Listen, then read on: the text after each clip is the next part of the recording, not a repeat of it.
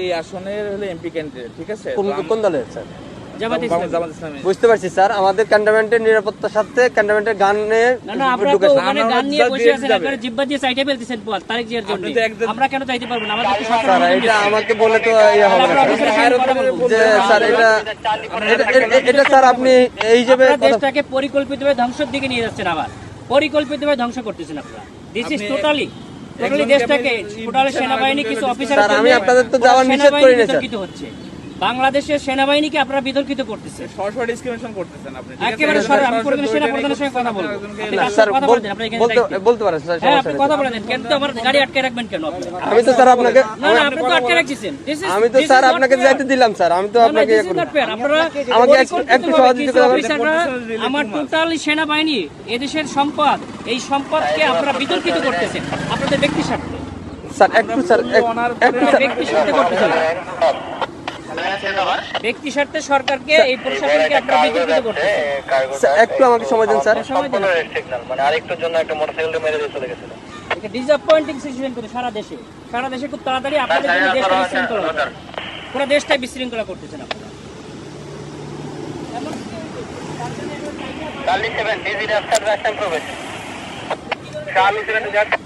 Sir আসসালামু আলাইকুম sir, কপাল নিজাম সালিনান থেকে স্যার। স্যার ওই যে সালিনানে দিয়ে প্রবেশ করে ওই যে সালিয়েট যে বাইরে হবে জামাত পদপ্রার্থী, ওনার সাথে গানম্যান আছে স্যার, আমি অ্যালাউ করলাম স্যার। এমপি পদপ্রার্থী, সংসদ পদপ্রার্থী, ওনার সাথে গানম্যান আছে স্যার। আমি তারেক জিয়ার প্রতিদ্বন্দ্বী ডাক্তার এস এম খালেদুজ্জামান বলেন স্যার ওই যে বলেন তারেক জিয়ার প্রতিদ্বন্দ্বী 17 আসনে স্যার ওইটাই উনাকে বললাম স্যার, উনি আমার সাথে কথা বলে দেন। আচ্ছা স্যার একটু কথা। হ্যালো আসসালামু আলাইকুম, আমি doctor S M Khaleduzzaman, Dhaka 17 আসনের জামাত ইসলামী। না কিন্তু আপনারা তো তারেক জিয়ার জন্য জিব্বা দিয়ে রাস্তা পরিষ্কার করে ফেলতেছেন, তাহলে আমাকে কেন দিবেন না? Why not? আপনি শোনেন, আপনার নাম কি বললেন? আপনি দেশটাকে পরিকল্পিতভাবে আমাদের মধ্যে এটা কেওয়াস সৃষ্টি করতেছেন আপনারা। নো নো নো নো, কেন নয়? আপনারা দেশটাকে ধ্বংসের দিকে নিয়ে যাচ্ছেন এবং কিছু অফিসার নিজেদের ব্যক্তি স্বার্থ হাসিলের জন্য আমাদের সুপরিকল্পিতভাবে 5 আগস্টের পরে আমাদের দেশটাকে আপনারা ধ্বংস করতেছেন, আমাদের দেশটাকে পুরো ধ্বংসের দিকে নিয়ে যাচ্ছেন আপনারা। আমি সেনা প্রধানের কাছে এটা কমপ্লেইন করতে চাই। আপনাদের অফিসারের সঙ্গে আমি কথা বলতে চাই। স্যার বডি ক্যামেরা অন আছে স্যার। আমাদেরকে নিরাপত্তা দিচ্ছে, আমাদেরকে নির্বাচন কমিশন থেকে নিরাপত্তার জন্য দিচ্ছে গানম্যান, আবার আপনি আমাকে যাইতে দেবেন না কেন? স্যার আসসালামু আলাইকুম স্যার। অত্যন্ত সুপরিকল্পিতভাবে আমাদের দেশটাকে ধ্বংস করা হচ্ছে, খুবই পরিকল্পিতভাবে। স্যার বলছি স্যার স্যার আমরা এটা নির্বাচন কমিশনকে জানাতে। স্যার আসসালামু আলাইকুম। ভিডিও করো, আমাদের গাড়িতে আটকে তোমরা ভিডিও করো, এটা ভিডিও করো যে আমাদের গাড়িতে এখানে। স্যার সরি স্যার, এখানে ক্যামেরাম্যান ভিডিও করা যাবে না স্যার। আপনারা তো ভিডিও করছেন কেন? আমরা তো অধিকার আছে স্যার। কেন করবেন? আপনারা দেশটাকে পরিকল্পিতভাবে কেন ধ্বংসের দিকে নিয়ে যাচ্ছেন বাবা? স্যার বুঝতে পারছি স্যার, আমি আপনার কথা বুঝতে পারছি স্যার। মানুষ রক্ত দিয়েছে, আপনারা আর রক্ত নিয়েন না আল্লাহর রাস্তে। দেশটাকে সেনা প্রধান অত্যন্ত ঐতিহাসিকভাবে দেশটাকে এভাবে রক্ষা করছে। স্যার আমি তো আপনাকে যাইতে নিষেধ করি না স্যার, আমি তো আপনাকে বলছি আপনি যান স্যার, কিন্তু আমাদের ক্যান্টনমেন্টে গান নিয়ে অস্ত্র নিয়ে ঢুকা নিষেধ, এটা স্যার। এটা আপনাকে কেন দিচ্ছি? ক্যান্টনমেন্টের জন্য না স্যার, ক্যান্টনমেন্টের জন্য আমরাই নিরাপত্তা দিচ্ছি আপনাকে পার হয়ে যাব স্যার, এটা ঠিক আছে। পার হয়ে যাব, আমার কথা ভিতরে কোনো প্রবলেম হয়ে থাকে আপনার এই ড্রাইভারটা ক্যান্টনমেন্ট নেবে। এরপরে কে দেখবে?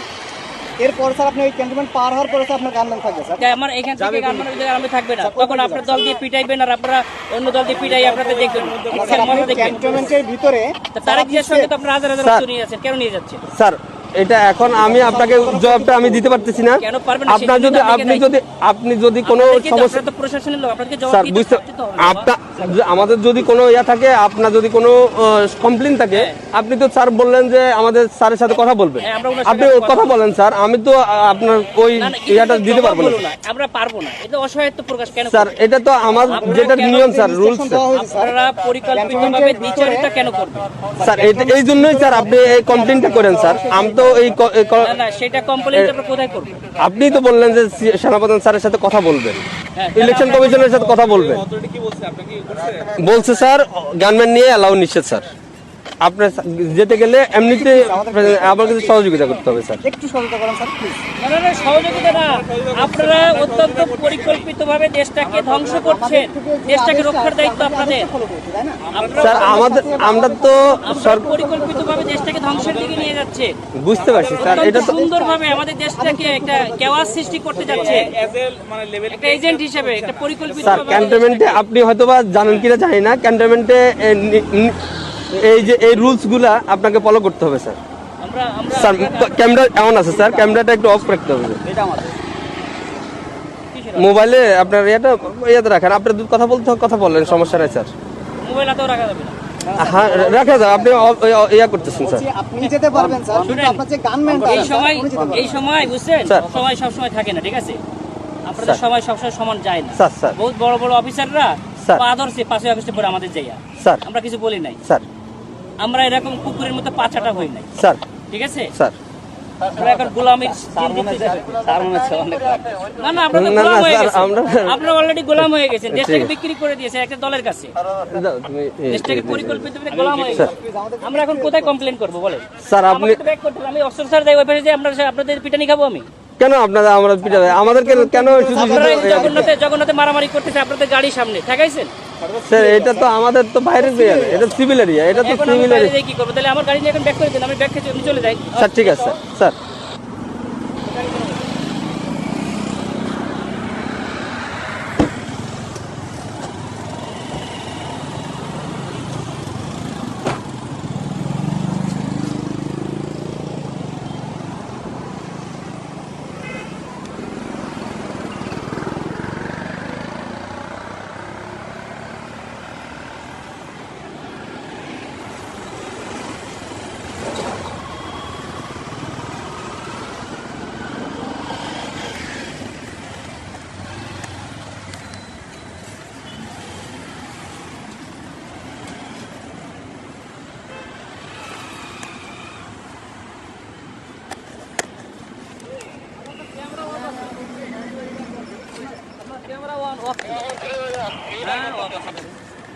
আমি তো দিক থেকে দেখলাম যে স্কুলে দেখা যাচ্ছে না, ক্যামেরা অফ আছে না নাকি?